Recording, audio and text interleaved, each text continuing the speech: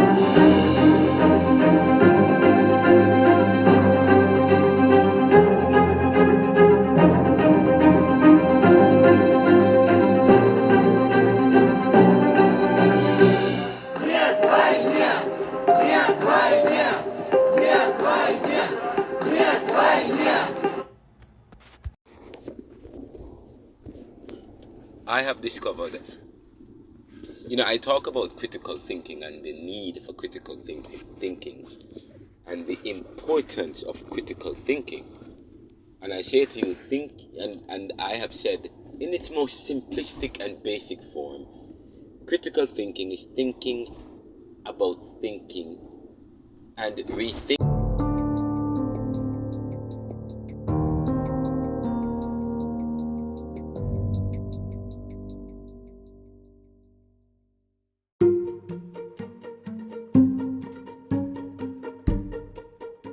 Thinking about thinking and rethinking what was previously taught.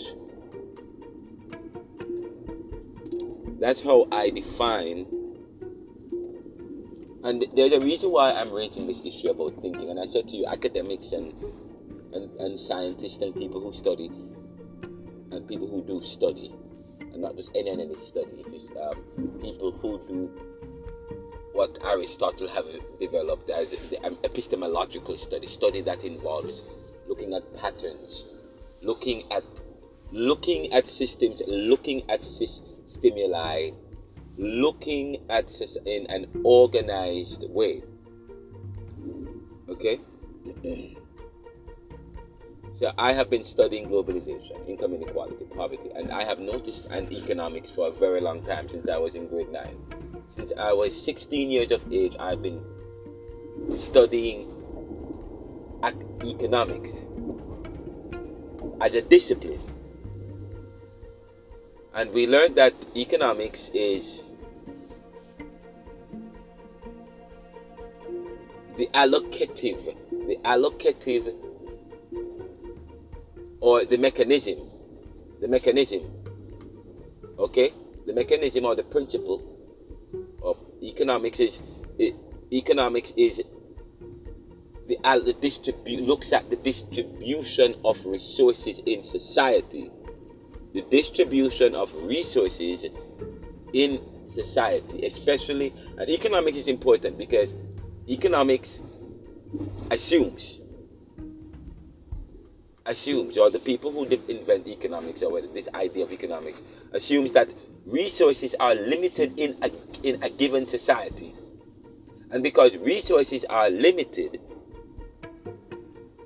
then we have to come up with a method of distribution, a distributional method to distribute, to distribute or to allocate resources amongst people in society.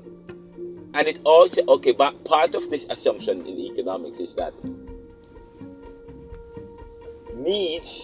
wants are unlimited. Their wants are unlimited, but resources are limited. So there are a number of assumptions that give rise to to the principle and to the process and to the method of economics. Economics is important in society based on our understanding of economics, and it is important because it is the way in which society distributes resources amongst unlimited limited resources amongst unlimited wants. Unlimited wants that are competing with each other. Unlimited wants and desires. Speaking about human nature now, because part of economics speaks to human nature. So we're talking about unlimited wants and desires. And there is a dynamic in society, and we talk about there's a dynamic in society that put people against each other. So people compete against each other because people have needs, and people are and there is this, and some people are selfish. So because needs are needs you cannot do without, but wants are you can do without, but you have unlimited wants, and all those wants are competing against each other within a system of privilege and position. The economics, depending on the economic system you have, would help to adjudicate would the type of economic system you have guide, inform this distribution among the wants, amongst competing wants. But if you have a society that protects the privilege, and then you have and then you have an economic system that's supposed to allocate resources equitably among these competing resources, and so therefore you have to, in other words, so therefore in order for economics to work, then there has to be fair game.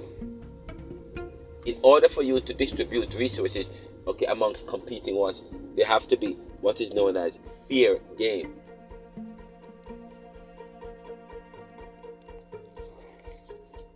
Now this brings us to the point, a very important point, the point I want to make.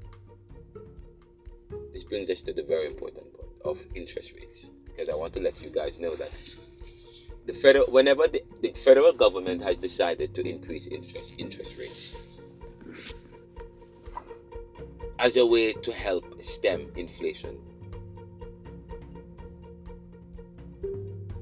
the ability to manipulate interest rate is powerful, because if you can manipulate interest rate, it means you can manipulate demand and supply.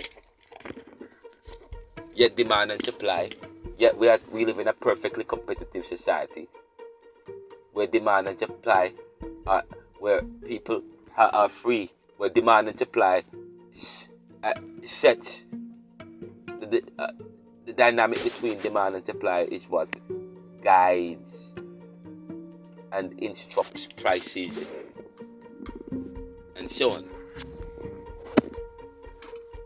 So this is a very important point I'm about to make, and it is very important that you have to listen to this. Demand and supply is affected by price, but they say that demand and supply is what sets pricing. In other words, the demand for a good and the supply for it affects the price of the good. If the demand of the good is high, then it's going to affect the price. Now, the fact of the matter, this is a very important point I'm about to make, to show you how society is set up in a way to ensure that those who are ahead remain ahead. If you raise interest rates, please remember that in society you have people with resources and people without resources. We say that economics is supposed to ensure that society distributes resources equitably, yet we have high amount of income inequality and so on. So that means it's a problem. That means the economics is failing. The economic system within a society that ensures equitable distribution of resources is failing when you have high amount of income inequality and poverty, which is symptomatic of this high crime and violence when we talk about relative deprivation. But when you have a rising interest rate, when you have interest rates rising, you have two sets of people, those with money and those without. when interest rates rise, those without money, how does this increase in interest rate affect those without money? Those with money. What about those with money? How does it affect them? I'm going to share, and this is very important. When you increase interest rate, you are mopping up liquidity. It is a method of mopping up liquidity. It is part of economics. The economic of. We'll be right back after. We'll be right back after this. This is very important. Remember, mopping up liquidity. Mopping up its economic system, mopping up liquidity. In other words, you're trying to reset the economy. You're trying to fix the economy. Okay? The economy, because the economy is not intelligent enough. Yet still, we said that we live in a perfectly free market. It's free, unhindered, uninhibited. We'll be right back after these messages.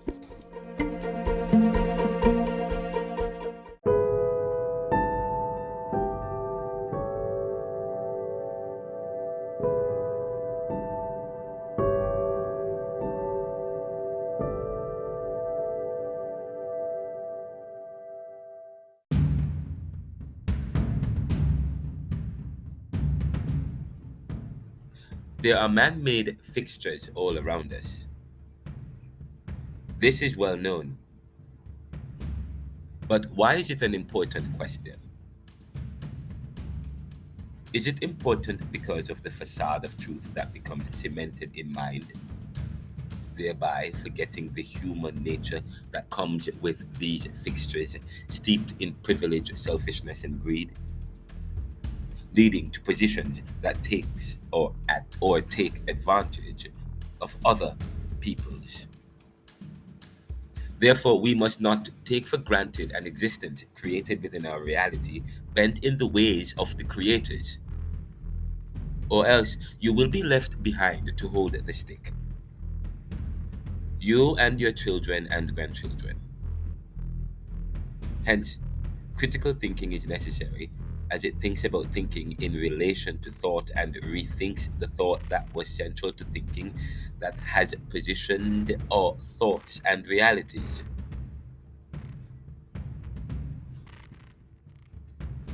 What is critical thinking? In its simplistic and basic definition, it is thinking about thinking and what was previously or is the current thought that builds on or debunk information that leads to new discoveries of thought and positions that improves life. It is deliberately and intentionally reflecting on truths, challenging oneself, whether through introspective discourse or engagements with others. It deconstructs reality by scrutinizing current knowledge and truths we have about ourselves. Critical thinking is usually within the realm of the postcolonial, postmodern, skeptics, or those who are fighting for better, leading to effective and progress, or leading to effective progress.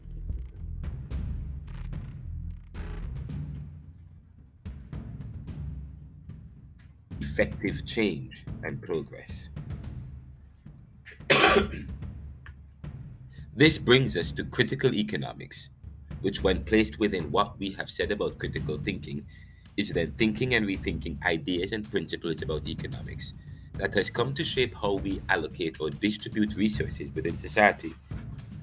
It means looking at the inequity and distributional challenges in society today from an economics that aims to, or from an economic that aims to allocate resources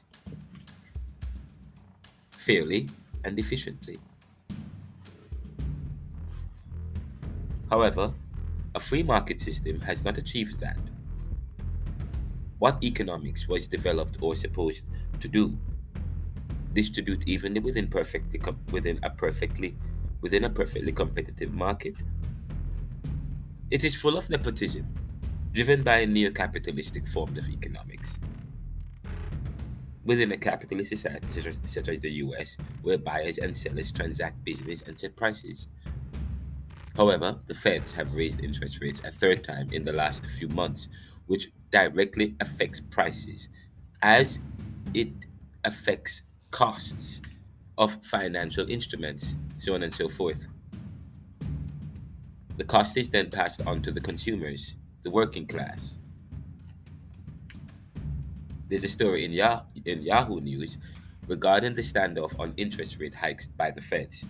The story is entitled Federal Reserve and the Markets in Standoff on Rate Hikes.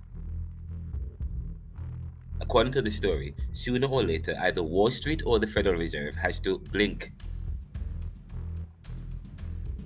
Nearly a year, nearly a year, the story continues, into the Fed's drive to squash inflation by hiking interest rates at a blistering pace, investors still don't seem to fully believe what the Feds warn is coming next: higher rates through the end of the year, which could sharply raise unemployment and slow growth. That's according to a story written by Christopher Ruggeber and Stan Choi, or Stan Choi 2, January, or Stan Choi on Tuesday, January 24, 2023 at 11:14 a.m. Further, increases in interest rates or in interest rates affects behaviors in the market. People usually spend less and park their money in investment schemes or high yield savings accounts if they know they're going to get higher interest rates. Borrowers will have to pay more on their loans, and therefore, less people may want to access loans. This drives down demand, especially when demand is outstripping supply, given the amount of money in the economy and the limited supply. However, those without money or limited funds will bear the brunt of the cost stemming from the increases in interest rates. Raising interest rates must be understood in terms of who benefits: lenders, bankers, the rich, those with money who can afford to lend and garner greater returns from a slowing economy, and those who can afford to park millions in investments and high yield savings accounts. The rest will see a freeze in salaries and wages, increase in mortgages and loans. Some consumer goods, given the increase in production and labor costs coming from higher interest rates on business loans. The cost is passed to the working class so as to keep them working, or so as to keep them in the working class,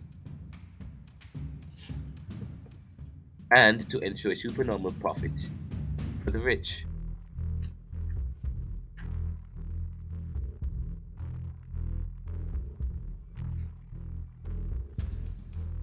The Fed, comprised of wealthy investors, financiers, old money, politicians who control monetary policies, have come to supply a doctrine enshrined into psych and academia without challenge. If the Feds increase rates to mop up liquidity, it means then that they are increasing the cost of living on the working class so that they can retreat to the usual, working paycheck to paycheck, because the thinking is that there is too much money in the economy. But who really has the money in the economy? The wealthy or the poor working classes who will now suffer the wrath of the Fed's interest rate hikes? We asked the question in a poll available on our Twitter and LinkedIn pages. Why do the Feds raise interest rates? A. To mop up liquidity. B. To reduce inflation. C. To ensure higher returns. Or D. To maintain the status quo. And E. I don't know. You can participate by going to our Twitter page, Ronaldo McKenzie, or Reverend Ronaldo C. McKenzie on Twitter or LinkedIn, respectively. This conversation is available in the Neoliberal journals at the Neoliberal Corporation. Let me end this particular reflection by saying this. Therefore, the post-colonial man must be a critical thinker who is a skeptic, one who is suspicious of history and its creation of the present. For, like Kant, we live in the reality of a history that is a result of human nature and circumstance. Kant's critique of pure reason and practical knowledge, including Newtonian physics being the foundation of knowledge about everything, unchanging, and categories of the mind, he challenged as dangerous any study of moral codes as foundation to any knowledge outside of the varieties of human natures. Social institutions represent traditions of knowledge steeped in hegemony and privilege, and so too is the Federal Reserve and their manipulation of interest rates, which manipulate behavior and prices. This particular presentation and reflection is situated within the conversation we're having in Caribbean Thought and in the book Globalization Reconsidered. The book was initially Neoliberal Globalization Reconsidered, but with the reflections I'm having with my advisor, Professor Emeritus Martin Oppenheimer, I will now call the book Globalization Reconsidered, for looking at globalization from a skeptic's approach within a post-colonial milieu. So we're looking forward to that book, but it's a work in progress. But the discussions here formulate part of that and formulate part of a lecture I'm giving to my students at the Jamaica Theological Seminary, looking at Caribbean thought and situating it within broader conversations about the past and how that influenced the present, and looking at opportunities for the future.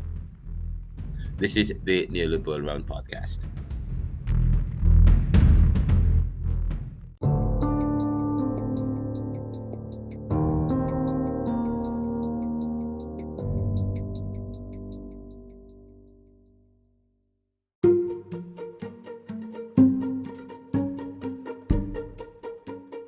I was making the point before the break, talking about a very important point as it relates to economics. And when you study economics, of course, you're talking about people like Karl Marx, who wrote Das Kapital. You're talking about Jean Colbert, Baptiste. Okay, you're talking about that influenced Adam Smith's Wealth of Nations. Yes. And you're talking about Max Weber, Protestant Ethic and the Spirit of Capitalism, and all that goes with this, and which runs alongside the sociology. When you look at historical sociology, traditional sociology, devoid of anthropology, was one that was a heavy, born within colonialism, full of ethnocentrism,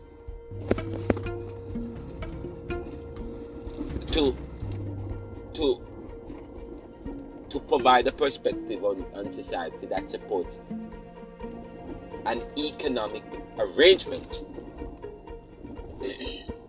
Now, but beyond that, that's not what we're talking about. We're talking about the interest rate, because the Feds have indicated that they will increase interest rates, and I tell you, that is communism. I tell you, that is dictatorship at its best. I tell you, that has nothing to do with the perfect. It defies me that we can talk about a perfectly competitive system, economic system, where buyers and sellers, yes, control the market, have that kind of free will. Yet the economic that we have is not the economic system that we employ. Does not speak to that. It's something completely different. If you can increase, if you have the ability to manipulate interest rate, that's a power. That's a power that you have over demand and supply, and over people. Anyways, and I'm going to share with you a very important point as it relates to increasing interest rates, because these people are playing. I mean, they are playing with people's lives.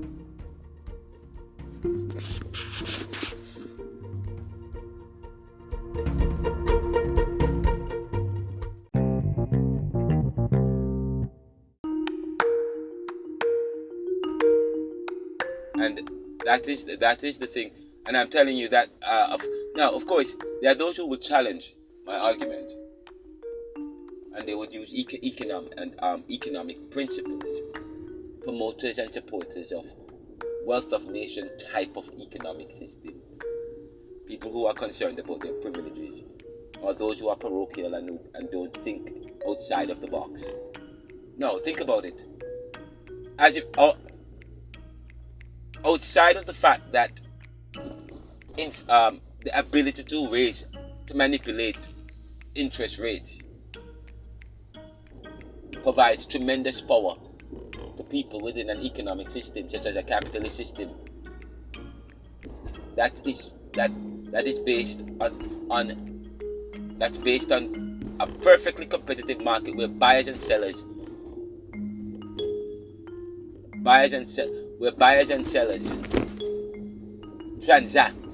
make transactions or exchanges that helps to set economic conditions.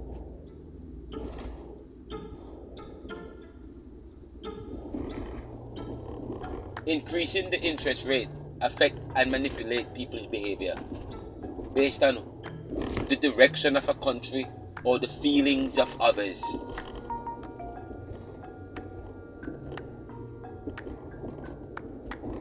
Raising the interest rates has never provided the kind of solutions to society in terms of helping society.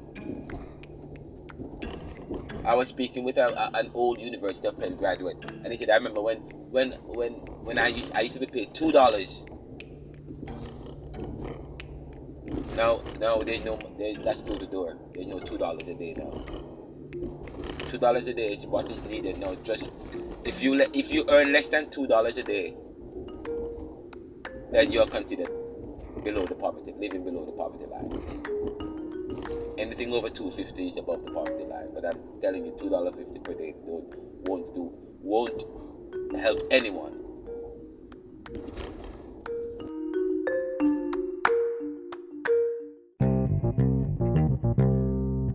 When the Feds say that they are going to increase interest rates, it is a signal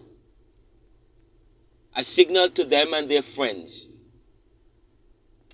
that, okay, don't spend any more money. Put your money in the banks.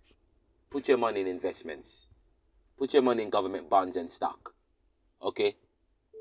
But please remember that we talk about trickle-down economics. Trickle-down economics, okay? You provide an advantageous situation for those who have money. Yes? So that the money can trickle down, but in an interest rate, there's no trickling down. That's what's going to happen. We're going to talk about this a little bit more. This is indeed interesting.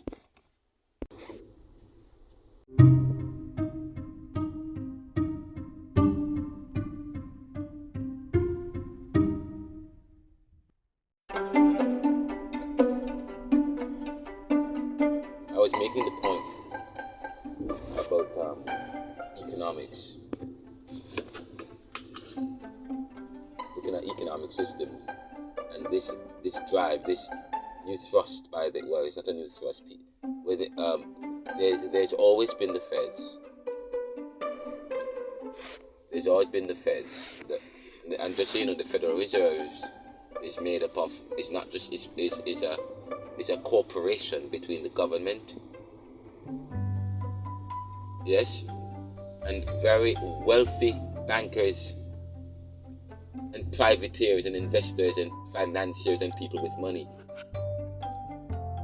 The Feds was a corporation between the elites, the wealthy, the people with the money, the financiers, and that's quite interesting. Which setting up a Federal Reserve to manipulate, requires, say for example, requires a representative of the people. And who is that? The president. But more often than not, look at Donald Trump. Was he representing the people? He's already an elite. He's already rich. He's already wealthy.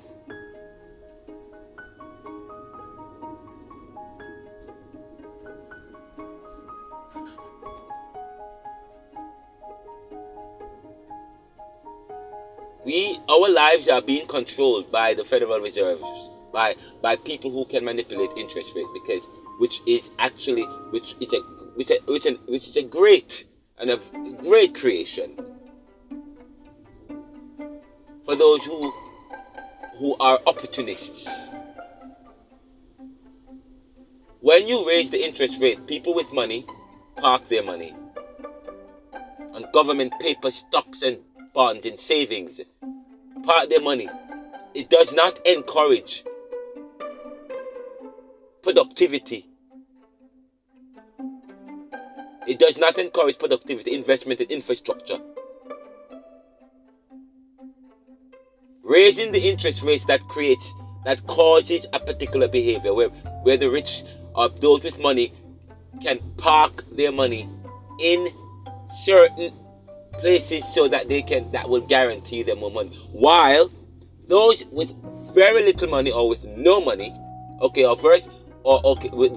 people with very little or no money, or people who have money who have no business to have money, not supposed to have money, and who are on shaky grounds, what do they do with the limited or the no money that they have? They have to spend it. They spend the money. In other words, please remember, what is the purpose of one of the purposes of raising interest rates is to manipulate consumer behavior, is to interrupt the market, is to apply a level of control that takes away a particular kind of freedom that is causing an imbalance or causing the economic arrangement and system to act out of control, out of what it was designed to do, to guarantee wealth for a particular group of people. Now, please remember, please note this. You increase interest. So when you increase the interest rates, just so you know, the purpose of increasing interest rates again is to mop up liquidity. Liquidity. What is liquidity? Liquid. Something that a watery substance, but liquidity in economics means instruments that can turn into money quickly. Money. So you're mopping up money in the economy. There's too much money in the economy, so you have to mop it up. You have to take it away. Take it out of the hands of people. There's too much money. In other words, if there's too much money, that means there's too much goods. People have the capacity to. Too many people have the capacity to purchase goods and services.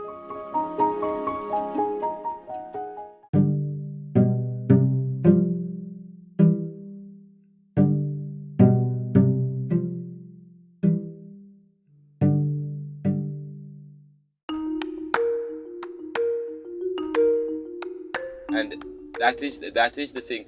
And I'm telling you that now, of course, there are those who will challenge my argument, and they would use economic principles, promoters and supporters of wealth of nation type of economic system, people who are concerned about their privileges, or those who are parochial and don't think outside of the box. No, think about it. As if outside of the fact that the ability to manipulate interest rates provides tremendous power to people within an economic system such as a capitalist system that is based on a perfectly competitive market where buyers and sellers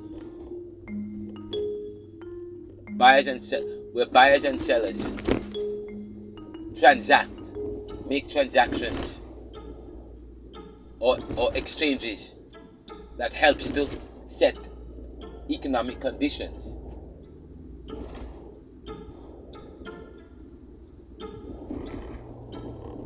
Increasing the interest rate affect and manipulate people's behavior based on the direction of a country, or the feelings of others.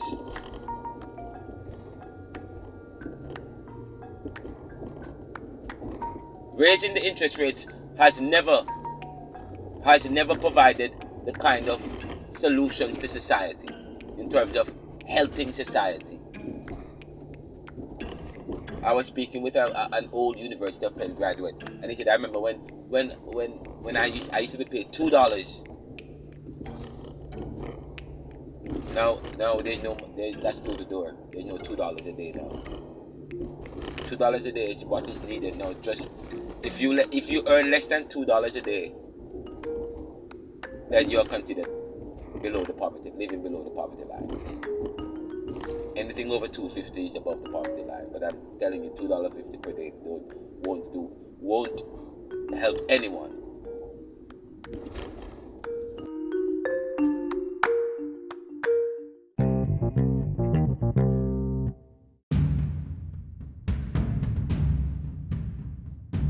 But you raise the interest rate to mop up liquidity, to take money from out of the economy. So that means that it's gonna cost the people more. Those people who don't have money, who have to borrow money. Yes, and those people who already have loans, the cost of those loans go up. Especially if it's variable loans that attract variable interests. And if it's not fixed, variable.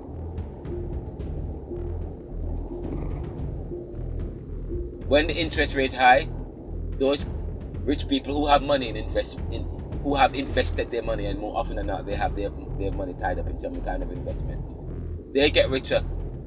Poor people who have to get loans and borrow money, they get poor because now it's going to cost them more money. It helps to create a situation where there's more income inequality in society and poverty. Let's see what's going to happen with the Gini coefficient in the US over the next couple of weeks and months.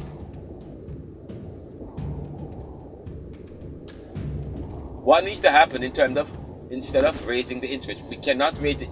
If you're going to raise the interest rates to mop up liquidity, because you say that because of inflationary means, the liquidity that needs to be mopped up is the imbalance in society that provides more money to some people. That's what the thing is.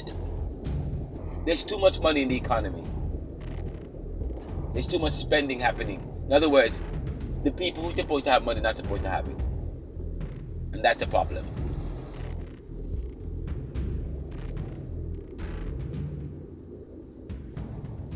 Please remember, we're talking about contending for unlimited wants and desires. And the more money you have, the more you are able, or you'll be in a position to satisfy your unlimited desires. The amount of money that some people have, they don't need to have that money compared to the lack and the needs in society. I'm telling you, it is draconian. It is a sin. It's evil. When you see what people have and what others don't have, and the way how they try to get more, the willingness to pay people pittance while receive. I mean, that you look at society and human nature.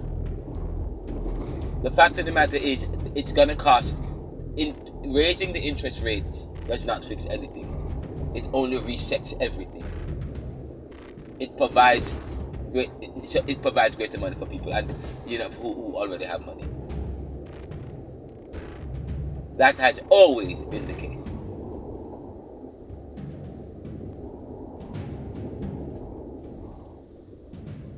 Let's look at it deeper. If $1 if you raise interest rates, it's gonna, as I said to you, it's gonna affect how much, it's gonna affect wages and earnings. Instead of using your money to create investments that leads to creativity and innovation and so on, that will help, that leads to paying jobs for people, they're going to park it. So that means the money that's supposed to be trickling down, that's supposed to move the economy, it's not going to be there because it's hidden or it's parked.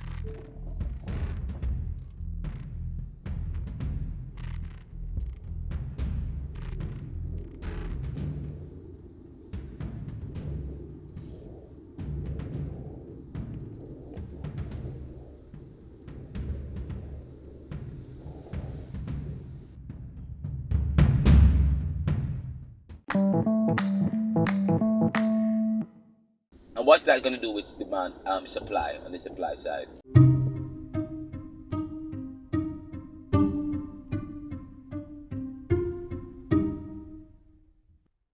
This is quite interesting. And when you really sit down and study this ability to manipulate interest rates in relation to what's going on in society in terms of income inequalities and poverty, income inequality and poverty, and who have money and who don't have the money, and how this increase, this mopping up of liquidity, taking money out of the economy. In essence, you are transferring money from one group of people to the other. That's what interest rate. That's what it in effect. That's what it will happen. That's what it does. Transference of money. It provides that opportunity for that. It provides the opportunity for that to happen.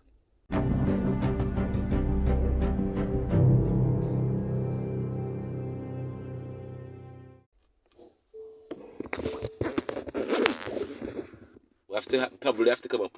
We have to come up. We have to abolish the Federal Reserves. What didn't anybody? Has anyone thought about abolishing the Federal Reserves? Federal Reserve has not fixed anything. We'll be right back.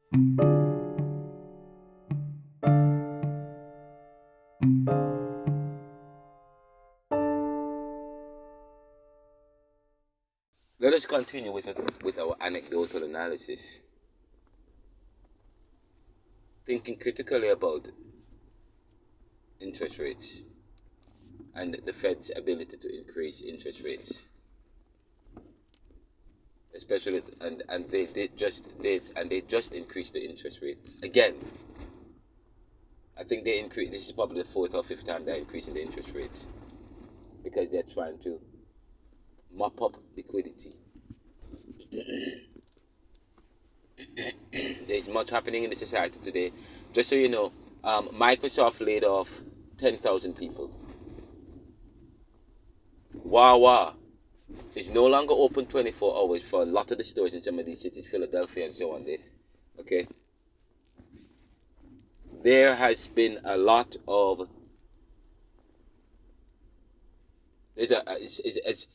there's been a lot of news about from economists saying that predicting a bad outlook for the economy. The economy is struggling. It's been struggling.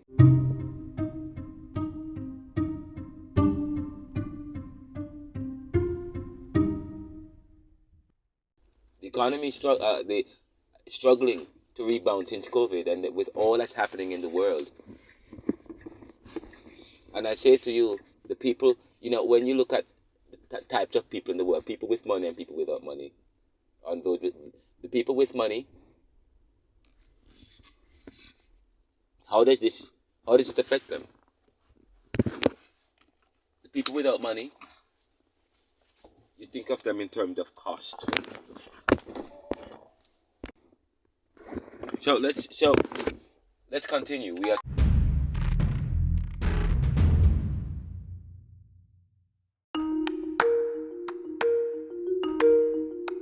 talking about two types of people in the world: people with money and those without money. And the Feds and the fact that the Feds are increasing interest rates is going to affect the most vulnerable in society. Again, those with no money. Those with no money, and rather, okay. And just so you know, we talk about cost. People with no money usually have costs, interest rate, and they usually and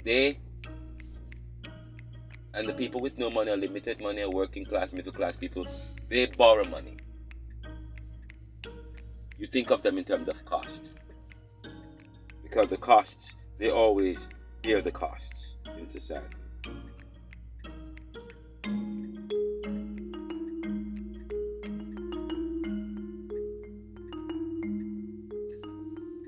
They always bear the cost in society. So once you raise the interest rate, it means the cost. You're raising cost. You're raising cost.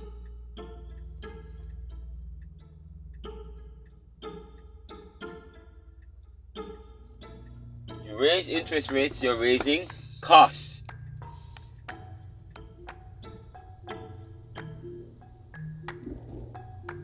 But in other words, it will cost people more to get loans.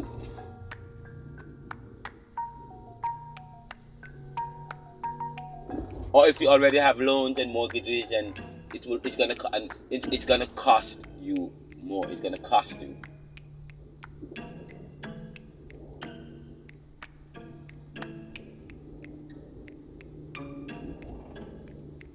So if you have money and you have no business having money, just so you know, it's gonna cost you. Now they're mopping up liquidity. They're taking more money from you, and who gets the money?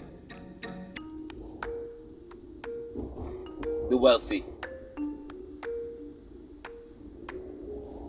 The people who lend you the money. The people who lend you the loan. Lend you the money in order to do what you're doing. The loans that people get, it comes from lending. From loans. Investors. People with the money. So now they're gonna get. So you think of them in terms of earnings, revenue. They think in terms of revenue, earnings.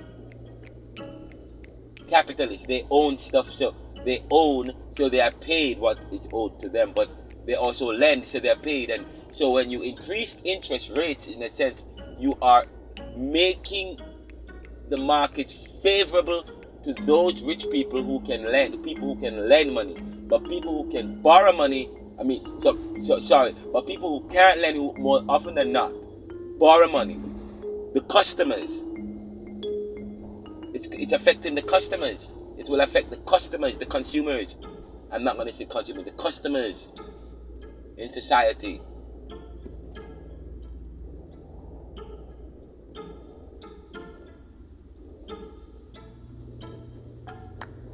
The customers of loans and all those other stuff. In terms of goods and services, is it gonna affect the price of goods and services? Of course, it's gonna affect the price of goods and services. It's gonna affect the price of goods and services. The price is gonna go up. The price of goods and services is gonna go up because, of course, I talk about cost. People who earn, they're gonna have more money. So yes, whether or not you increase interest rates, that cause an increase in prices. The people with money, it's not going to affect the people with the money, because they are already going to benefit from the increase.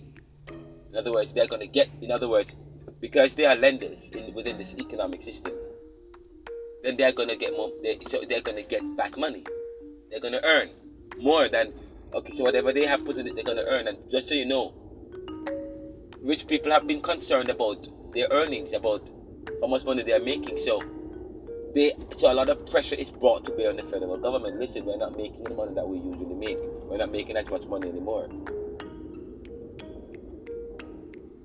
because of inflation as well. So because of inflation, things are higher. So the value of their loans will go down. So of course, yes, you want to increase the interest rate so that you can be paid more, on the loans and your investments and so on and so forth. So all of that is brought to bear.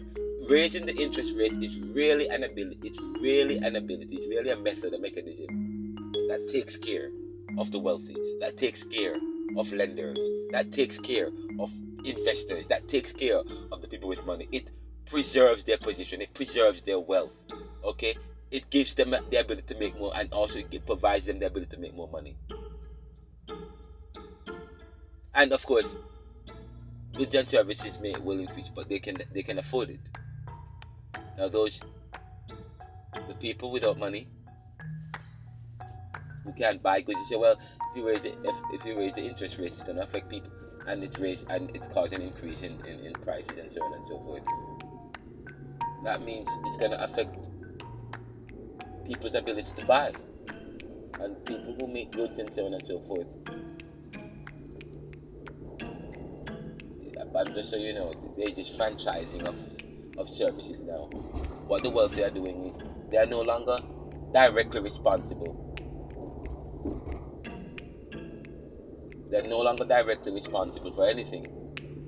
Well, they have created a new way now. Franchises. You went from slavery, yes, to wage labor, to now franchises. Yes?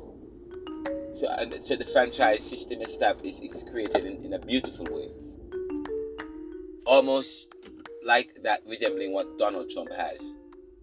Okay? You just put his name on the building.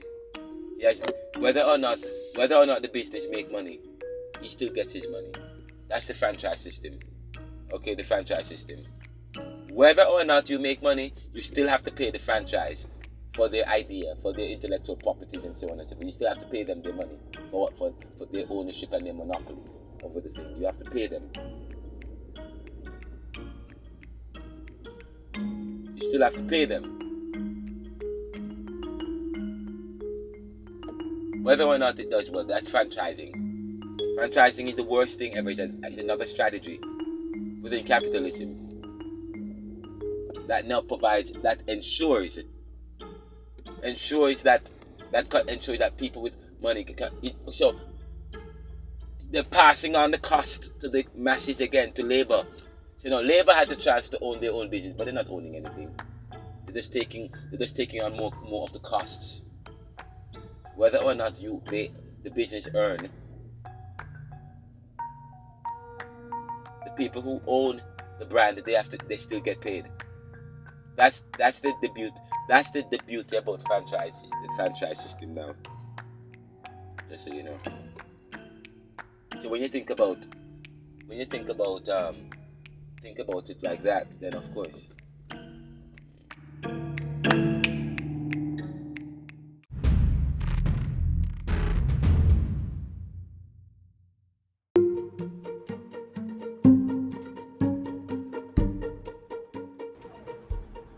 There's one more thing I'd like to add, because I've actually published this podcast, but there's one more thing I must add to the conversation, which I just added to the article. The feds are interventionists, much like the technocrats leading the structural adjustment projects that had made the Caribbean into debt-burdened havens and dependent capitalist states. The IMF, World Bank, the Inter-American Development Bank, IDB, all represented a bureaucratic machinery that controlled the monetary systems in the global South countries, where they had lent monies at interest rates that affected these economies of the global South in the Caribbean. These structuralist banks of the Washington Consensus, we call them, and you can see my book on the Washington Consensus. The title of my book again is Neoliberalism, Globalization, Income Inequality, Poverty, and Resistance. These structuralist banks of the Washington Consensus, we call them IMF, IDB, World Bank, much like the Federal Reserve, represented wealthy groups, nations, that helped to influence the terms of conditions of the monies loaned to the Caribbean. The newly independent countries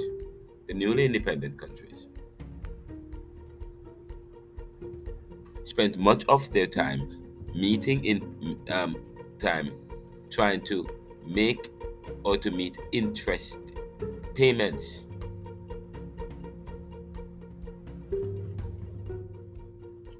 While their peoples lack the resources needed to improve their lives to compete in the global economy. The World Bank and technocrats of the Washington Consensus have apologized, recognizing their strategy of implementing structural adjustment too rapidly and inhumanely. Today, the World Bank has limited role in how has a limited role how it lends funds to poor countries or poorer countries, and has forgiven some of the debt with conditions still. However, the interest rate hikes in post-industrial countries are pressuring international banks to lend at higher rates as well, which also stems from the demand of its funders and financiers, privateers, bankers. As such, or therefore, the Caribbean might be faced with a similar situation which had started in the 1970s, where OPEC caused many Caribbean countries to seek loans that they were unable to pay back.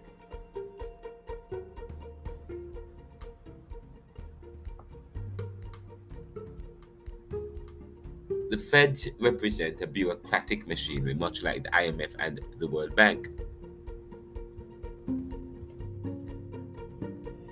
ran by technocrats who represent government and wealthy bankers and financiers. The technocrats employ the interests of their members and funders. The Fed, or the Federal Reserve, may have similar interests, yet it has protections in our laws, given its other responsibilities to print and regulate money and maintain the value of the currency. Yet there are those who have called for the abolition of the Federal Reserve for something better. Now, the Fed itself was created as something better. I discussed the Federal Reserve when I had interviewed John Anthony Castro, the 2024 US presidential candidate, some time ago. I believe it was on May of 2024, or May 2024, on this podcast. He explored the idea behind the Federal Reserve and plans he has for it if he were to become the next president of the United States.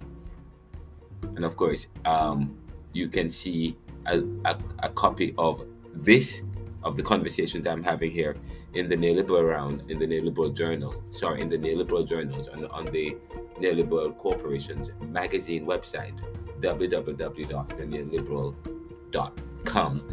And there is the title of the article is Rethinking Critical Economics 101. The Federal Reserve is raising interest rates again, and there is a link to the interview I did with John Anthony Castro, where we spoke a little bit about the Federal Reserve and the idea behind it, so on and so forth. This is the Neoliberal Podcast. We'll be right back.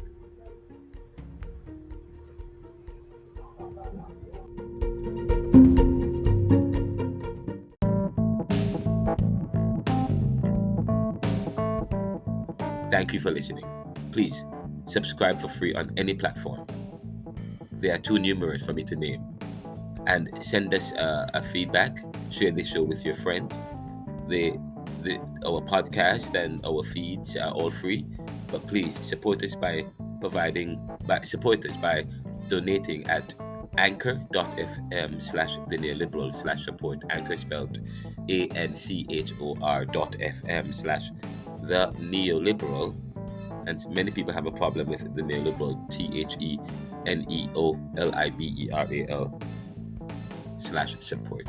Anchor.fm/support. Please send me an email at ronaldocmckenzie@gmail.com. This is the Neoliberal Round Podcast, brought to you by the Neoliberal Corporation. Visit us at www.theneoliberal.com. Walk good.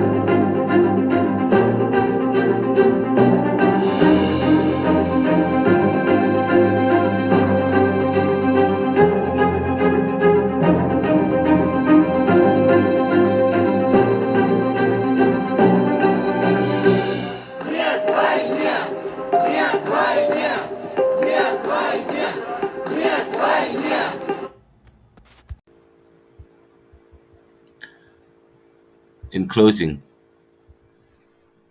there has been massive layoffs in every major industry, including the tech, food chains, and entertainment. With the expected lower tax returns, growing layoffs, interest rate hikes, lingering inflation, etc., it seems a recession is looming. The signs are evident, and many economists have been alluding to this. The Fed's interventions are not working, and it seems to be affecting both Wall Street and consumers.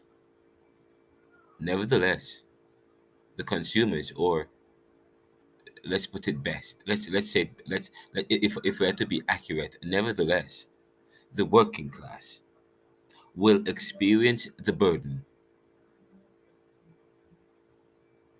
We may need more debt mentors like Jeanette Mackenzie Taylor, my sister, who I just recently discovered is a volunteers as a debt mentor, helping single parent moms in the United Kingdom, in the UK, who are debt burdened. And we will carry a podcast next talking about this. This is the Neoliberal Podcast.